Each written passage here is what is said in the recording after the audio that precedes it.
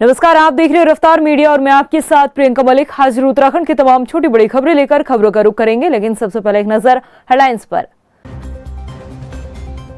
हरिद्वार पहुंचे केंद्रीय रक्षा मंत्री राजनाथ सिंह ने किया पतंजलि गुरुकुलम का शिलान्यास। कार्यक्रम में शामिल हुए सीएम धामी, कहा गुरुकुल परंपरा ने भारत को पूरे विश्व में दिलाई खास पहचान। देहरादून नगर निगम में स्वच्छता समितियों के नाम पर हुआ बड़ा खेल। 5 सालों से सिर्फ कागजों में तैनात कर्मचारियों के नाम पर करोड़ों रुपए डकारे। मेयर की भूमिका पर भी उठ रहे सवाल। बढ़ती बेरोजगारी के खिलाफ कांग्रेसियों ने निकाली पद यात्रा। सरकार पर रोजगार देने के मुद्दे पर नाकाम रहने का लगाया आरोप। हरदा बोले, नौजवान विरोधी है भाजपा सरकार। और लोकसभा चुनाव की तैयारियों में जुटी बीजेपी, अब की बार 400 पार के संदेश के साथ किया दीवार लेखन अभियान शुरू। वॉल पेंटिंग के जरिए जनता तक पहुंचाई जा रही अपनी बात। हेडलाइंस के बाद बुलेटिन में खबरें विस्तार से। हरिद्वार में पतंजलि योगपीठ का 29वां स्थापना दिवस स्वामी दयानंद सरस्वती की जयंती के साथ ही गुरुकुल के संस्थापक स्वामी दशानंद की जयंती के मौके पर कार्यक्रम आयोजित किए गए और इस कार्यक्रम में केंद्रीय रक्षा मंत्री राजनाथ सिंह, मध्य प्रदेश के मुख्यमंत्री मोहन यादव और उत्तराखंड के मुख्यमंत्री पुष्कर सिंह धामी शामिल हुए। इस दौरान स्वामी दशानंद गुरुकुल महाविद्यालय में गुरुकुलम एवं आचार्य कुलम का शिलान्यास किया गया। इस दौरान रक्षा मंत्री राजनाथ सिंह ने कहा कि गुरुकुल परंपरा ने भारत को पूरे विश्व में खास पहचान दिलाई है। देहरादून नगर निगम में एक बड़े घोटाले की खबर सामने आ रही है। दून नगर निगम में स्वच्छता समितियों के वेतन के नाम पर करोड़ों के घोटाले का मामला उजागर हुआ है। हैरानी की बात तो यह है कि करोड़ों रुपए डकारने का काम पिछले 5 साल से चला आ रहा था और अभी तक किसी को इसकी भनक तक नहीं लगी। देखिए हमारी एक खास रिपोर्ट। दून नगर निगम में बड़ा घोटाला, कर्मचारियों के वेतन को लेकर गड़बड़ झाला। वेतन के नाम पर करोड़ों डकारा। 5 सालों में नगर निगम ने करोड़ों का खेल कर डाला। राजधानी देहरादून नगर निगम 5 साल का कार्यकाल तो पूरा कर चुका है, लेकिन अपने इस सफर में दून नगर निगम कई बार विवादों में रहा। कई बार नगर निगम पर सवाल खड़े हुए, लेकिन अब जो मामला हम आपको बताने जा रहे हैं, शायद इसे सुनकर आपके पैरों तले जमीन खिसक जाएगी। कर्मचारियों के वेतन के नाम पर करोड़ों के घोटाले का मामला उजागर हुआ है राजधानी देहरादून के नगर निगम से। और हैरानी की बात तो ये है कि पिछले 5 सालों से ये खेल चलता रहा। करोड़ों डकारे जाते रहे, लेकिन किसी को रत्ती भर खबर तक नहीं लगी। नगर के प्रथम नागरिक रहे सुनील उनियाल गामा भी आंखें मूंदे बैठे रहे। नगर के प्रथम नागरिक रहे सुनील उनियाल गामा भी क्या आंखें मूंदे बैठे रहे, या फिर गामा भी अपना खजाना भरते रहे? नगर निगम देहरादून में स्वच्छता समितियों के वेतन के नाम पर पिछले 5 सालों में करोड़ों का जो घोटाला सामने आया है, दरअसल वो बंदरबांट के खेल का जीता जागता उदाहरण है। अब ये खेल कैसे खेला गया, आपको बताते हैं। देहरादून नगर निगम के 100 वार्डों में 10-10 कर्मचारियों की स्वच्छता समिति बनाई गई। सभी को वेतन 15-15 हजार रुपए दिया जा रहा था। 2 दिसंबर को बोर्ड भंग होने के बाद नई व्यवस्था बननी शुरू हुई।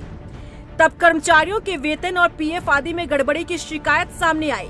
शिकायत मिलने के बाद सीधे कर्मचारियों के खाते में वेतन ट्रांसफर करने का निर्णय लिया गया।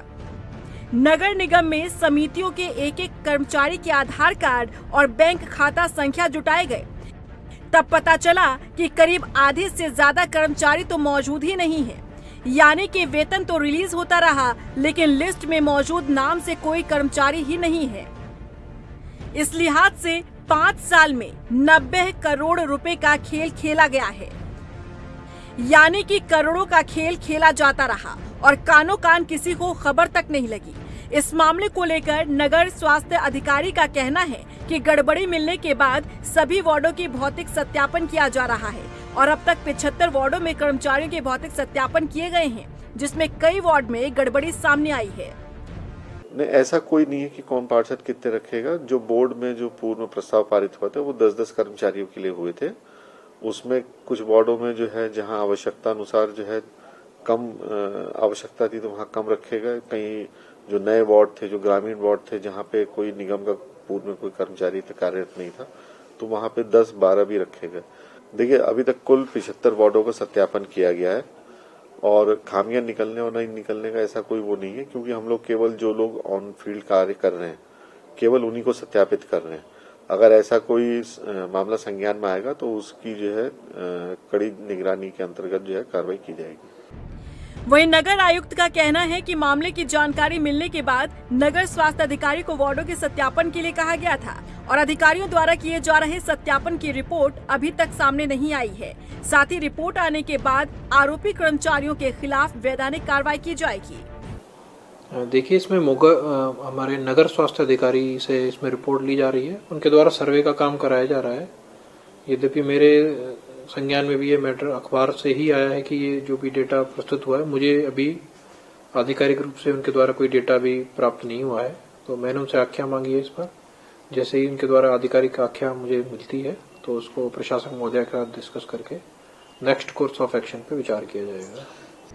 वहीं नगर निगम प्रशासक के पास मामला जाने के बाद स्वच्छता समिति में शामिल कर्मचारियों को लेकर नगर स्वास्थ्य विभाग से विस्तृत रिपोर्ट लेने को कहा गया है। नहीं, जो अभी संज्ञान में आया है, क्योंकि कुछ लोग रखे गए थे समिति के द्वारा और बस उनका सत्यापन चल रहा है और क्योंकि समितियां गठित की गई थी तो एक बार देखा जा रहा है कि किनको रखा गया था, क्या रखा गया था। ये मैंने देख रहे हैं इसको, तो मैं उनसे फीडबैक भी ले लूंगी कि क्या स्थिति है और क्या इसमें क्या कमियां हैं।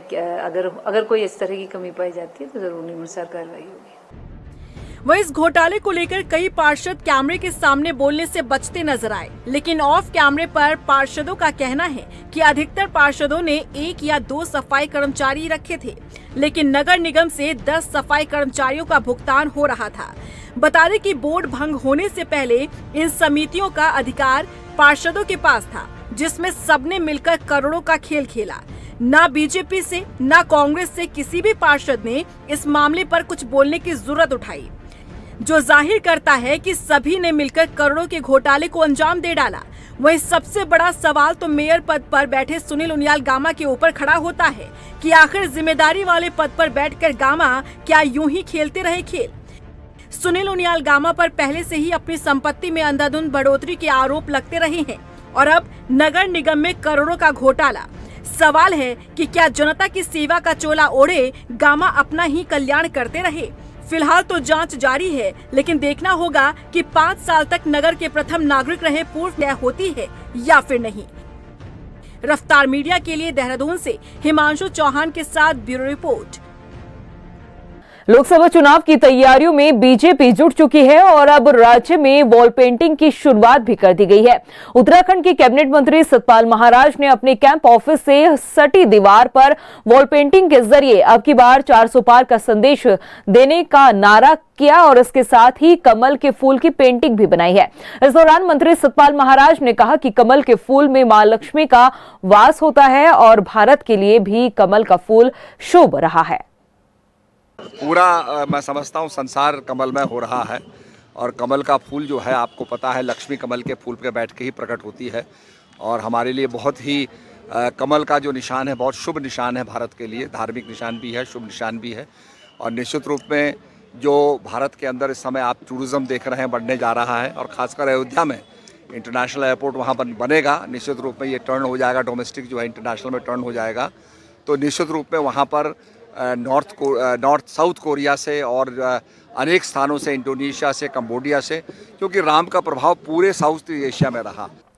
लोकसभा चुनाव को लेकर बीजेपी माइक्रो प्लान के तहत तैयारी में जुट गई है। प्रत्याशियों के चयन के साथ हर बूथ तक पहुंच मजबूत करने के इरादे से बीजेपी की तरफ से 70 विधानसभा सीटों पर विस्तारकों की नियुक्ति कर दी गई। आखिर क्या कुछ काम बीजेपी के भीतर विस्तारक करते हैं और प्रत्याशियों के नाम को लेकर क्या कुछ प्रभाव विस्तारकों का रहता है, आइए इस रिपोर्ट में दिखाते हैं। लोकसभा चुनाव की तैयारी में जुटी बीजेपी, नियुक्त किए गए विस्तारक। 70 विधानसभा सीट पर 70 विस्तारक नियुक्त। विस्तारक बूथ पर पार्टी को करेंगे मजबूत।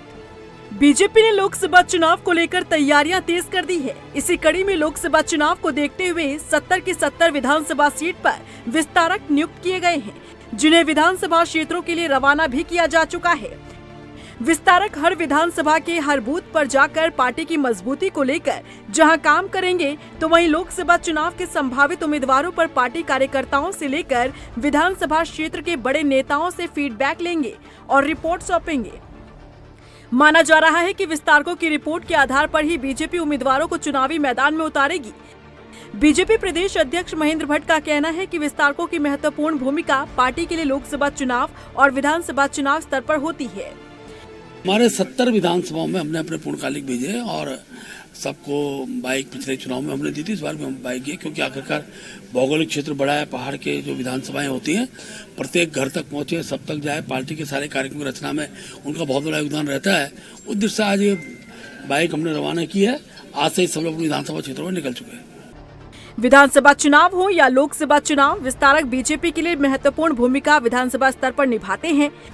पन्ना प्रमुखों से लेकर बूथ को मजबूत करने और केंद्र और प्रदेश सरकार की योजना का लाभ उठाने वाले लाभार्थियों से भी मुलाकात कर बीजेपी की रीति नीति समझने का काम करेंगे। साथ ही चुनाव को जीतने के लिए पार्टी के हर नेता से भी सुझाव लेंगे और उन पर अमल करने का काम करेंगे। बाइक तो ये काम करती है, हम लोग जैसे प्रत्येक बूथ में जाके बूथ का कार्य करते हैं तो उसके लिए हमें बाइक दी जाती है। हम लोग जो है यहाँ से जब कार्य करने जाते हैं क्षेत्रों में तो हमको बहुत दूर दूर जाना पड़ता है। पहाड़ों में एक एक विधानसभा 100-100 किलोमीटर तक की भी होती है, तो हम लोगों को इसलिए बाइक दी जाती है कि प्रत्येक बूथ तक हम पहुंच सके। ये आपको पता है कि भारतीय जनता पार्टी की रीति नीति अपने बूथ स्तर तक के कार्यकर्ता तक पहुंचने की है और हर दिन भारतीय जनता पार्टी चुनाव की तैयारी करती है। विस्तारक योजना कई वर्षों से चल रही है। विस्तारक योजना का अर्थ ये है कि हम अपने बूथ तक के स्तर पे जितने भी हमारे कार्रवाइयाँ होती हैं, हमारे कार्यकर्ता हैं, बूथ तक के अध्यक्ष हैं, पन्ना प्रमुख हैं, इन सब की निगरानी करना, उसका काम को पूरा करना और उस बूथ को मजबूत करना, इसका काम ये विस्तारक हमारे लोग करते हैं, जो हर बूथ स्तर पे जाके संगठन को मजबूत करते हैं और चुनाव की तैयारी में अपनी बहुत महत्वपूर्ण सहभागिता करते हैं। लोकसभा चुनाव को लेकर बीजेपी ने माइक्रो प्लान के तहत विस्तारकों को जिम्मेदारी सौंप दी है, जो हर विधानसभा सीट पर पार्टी के लिए मजबूती के साथ काम करेंगे, जो पार्टी नेताओं की हर कदम की जानकारी भी रखने का काम करेंगे और यही फीडबैक पार्टी को देने के साथ ही हाईकमान तक भी पहुंचाने का काम करेंगे। ऐसे में देखना होगा कि 2024 के लोकसभा चुनाव को देखते हुए विस्तारकों को जो जिम्मेदारी सौंपी गई है, उससे बीजेपी को आगामी चुनाव में कितना फायदा होता है। रफ्तार मीडिया के लिए देहरादून से मनीष डंगवाल की रिपोर्ट। वहीं देहरादून में सशक्त महिला सम्मेलन का आयोजन किया गया। बीजेपी महिला मोर्चा की ओर से ये कार्यक्रम आयोजित किया गया, जिसमें हजारों की संख्या में महिलाओं ने हिस्सा लिया। इस मौके पर महिला मोर्चा की नेताओं ने आने वाले लोकसभा चुनाव के लिए महिलाओं को तैयार होने के लिए भी आह्वान किया। बीजेपी महिला मोर्चा की प्रदेश अध्यक्ष आशा नोटियाल ने कहा कि आज महिलाएं 2014 के बाद आर्थिक, सामाजिक और राजनीतिक रूप से काफी सशक्त हुई है। देखिए, आज यहाँ पर सशक्त बहना सम्मेलन हमारे द्वारा किया गया था, महिला मोर्चा के द्वारा, और ये देहरादून में किया गया है। आज इसमें ये संकल्प हमने लिया कि जिस तरह से मोदी जी ने महिलाओं को सशक्त करने का काम किया है, इसी तरह से महिलाएं भी, तमाम उत्तराखंड की समस्त महिलाएं मोदी जी को 2024 में सशक्त प्रधानमंत्री के रूप में बनाकर भेजेंगे। वहीं उत्तराखंड के पूर्व मुख्यमंत्री और कांग्रेस के वरिष्ठ नेता हरीश रावत के नेतृत्व में कांग्रेस ने बेरोजगारी के मुद्दे पर पदयात्रा निकाले। इस यात्रा में कांग्रेस के तमाम बड़े नेता भी शामिल हुए। इस दौरान हरीश रावत ने कहा कि दुनिया की सबसे ज्यादा बेरोजगारी दर भारत में है और भारत में सबसे ज्यादा बेरोजगारी की दर उत्तराखंड में है, जो मौजूदा वक्त में 9% से भी ऊपर है। उन्होंने कहा कि राज्य में करीब 93,000 पद खाली पड़े हैं, लेकिन इन पदों पर नियुक्ति नहीं की जा रही है। ये बेरोजगार नौजवानों के लिए 2024 का हमारा संकल्प है कि यदि 2024 में हम परिवर्तन ला पाते हैं देश की राजनीति में, तो हमारा जो पहला एजेंडा होगा वो रोजगार सृजन होगा। देश के नौजवानों के लिए बड़े पैमाने पर रोजगार सृजित किए जाएंगे और सरकारी खाली पड़े हुए पदों को भरा जाएगा। देखिए, बड़ा अफसोस है कि देश में डबल इंजन की सरकार की बात उठी थी और सरकार के मुखिया ने ये कहा था कि हम प्रत्येक वर्ष 2 करोड़ लोगों को रोज़गार देंगे, और हकीकत ये है कि रोज़गार देना तो छोड़ दीजिए, लोगों की नौकरियां चली गई। और जब नोटबंदी भी, उसके बाद जो छोटे वेंडर्स थे जिसमें 50 लोग काम करते थे, 60 लोग काम करते थे, ऐसे 90% वेंडर्स के काम बंद हो गए। वहीं उत्तराखंड राज्य महिला आयोग के कार्यकाल को 2 साल पूरे हो गए हैं। आयोग की अध्यक्ष कुसुम कंडवाल ने कहा कि इन 2 सालों में आयोग के प्रयासों से राज्य में महिला नीति को लेकर पहल हुई। यही नहीं, राज्य में महिलाओं को जागरूक करने, उन्हें सशक्त बनाने के लिए भी गंभीर प्रयास किए गए हैं। उत्तराखंड के सभी विभागों में 4000 से ज्यादा महिला कर्मचारी है, जिनके लिए आईसीसी कमेटी भी गठित की गई है। मैं आयोग के जो कार्य हैं उन कार्यों को लेकर अपनी तरफ से पूरी कोशिश करती हूँ। सबसे पहले तो मैं आपको ये बता दूँ कि उत्तराखंड राज्य महिला आयोग महिलाओं की रक्षाओं के लिए, महिलाओं के अधिकारों के लिए, महिलाओं को जागरूक करने के लिए और महिलाओं की को कानून की जानकारी देने के लिए महिला आयोग निरंतर कार्य कर रहा है। वहीं नैनीताल दुग्ध उत्पादक सहकारी संघ लिमिटेड में वित्तीय अनियमितताओं की जांच के बाद भी कोई कार्यवाही न होने पर कांग्रेस ने सवाल उठाए। कांग्रेस की प्रवक्ता गरिमा दसोनी ने कहा कि इस मामले में भाजपा के पूर्व जिलाध्यक्ष हरिश्चंद्र आर्य की तरफ से शिकायत की गई थी, जिस पर कमिश्नर कुमाऊं को जांच के आदेश दिए गए थे। जांच के बाद कई अनियमितताएं भी पाई गई थी, लेकिन अभी तक उस पर कोई कार्रवाई नहीं की गई है। गरिमा दसोनी का आरोप है कि इस घोटाले में मंत्री के चहेतों के ही 35 लाख रुपए से अधिक का गबन किया गया है कि मुख्यमंत्री के जो ताज में जड़ाऊ हीरे हैं वो कोहिनूर के हीरे हैं। कोई भी मंत्री ऐसा नहीं जो विवादास्पद ना हो। नैनीताल दुग्ध संघ में एक बड़ा भ्रष्टाचार सामने आया 2023 में, और ये निराशाजनक है, ये दुर्भाग्यपूर्ण है कि मंत्री महोदय ने अभी तक कमिश्नर कुमाऊं की रिपोर्ट आ जाने के बावजूद कोई एक्शन नहीं लिया है। 3-4 महीने हो गए हैं, लेकिन जो विभागीय मंत्री हैं आदरणीय सौरभ बहुगुणा जी, ना उन्होंने कमिश्नर कुमाऊं दीपक रावत की किसी रिपोर्ट का संज्ञान लिया है और ना अभी तक किसी पर एक्शन हुआ है। वहीं देहरादून पुलिस लाइन में एसएसपी अजय सिंह पर मासिक परेड के दौरान बिगुल से वार करने का मामला सामने आया है। इस मामले में एसएसपी पर जानलेवा हमले करने की कोशिश की गई, मुकदमा दर्ज भी कर दिया गया है। वहीं आरोपी हेड कांस्टेबल को गिरफ्तार कर जेल भी भेज दिया गया है। दरअसल 5 जनवरी की सुबह साप्ताहिक परेड के दौरान बिगुलर ने परेड खत्म होने से पहले ही परेड की पहली अवधि को खत्म करने की अनुमति मांगी थी। अनुमति न मिलने पर बिगुलर ने एसएसपी अजय सिंह पर बिगुल फेंक कर हमला किया था। वहीं मसूरी में गाड़ियों की आवाजाही बढ़ने से पर्यटकों को हो रही परेशानी को दूर करने के उद्देश्य से एसडीएम डॉक्टर दीपक सैनी ने टैक्सी संचालक और स्कूटी संचालकों के साथ बैठक की। एसडीएम ने टैक्सी संचालकों से अपील की है कि वो पर्यटकों की सुविधा का ख्याल रखें और मसूरी में ट्रैफिक व्यवस्था को बनाए रखने में सहयोग करें।